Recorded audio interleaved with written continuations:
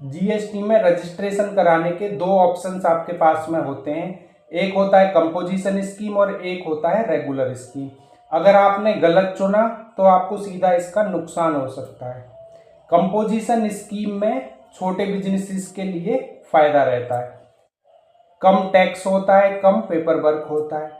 Traders के लिए 1% tax लगता है, मैन्युफैक्चरर्स के लिए 2% लगता है और रेस्टोरेंट्स के लिए 5% टैक्स होता है। लेकिन कंपोजिशन स्कीम की कुछ लिमिट्स होती हैं। आईटीसी नहीं मिलता, कस्टमर से आप जीएसटी चार्ज नहीं कर सकते, इंटरस्टेट सेल आप नहीं कर सकते, ई कॉमर्स पोर्टल्स पर भी आप कंपोजिशन स्कीम के साथ में सेल नहीं कर सकते हैं। रेगुलर स्कीम में नॉर्मल जीएसटी चार्ज होता है, आईटीसी आपको मिलता है, इंटरस्टेट सेल करना आपको अलाउड होता है, ई कॉमर्स पोर्टल पर भी आप सेल कर सकते हैं, ग्रोथ फ्रेंडली होता है। अब आप सोच रहे होंगे कि किस स्कीम में आपको जीएसटी के अंदर रजिस्टर्ड होना चाहिए। अगर आप स्मॉल लोकल शॉप चलाते हैं तो आपको कंपोजिशन स्कीम में रजिस्ट्रेशन लेना चाहिए।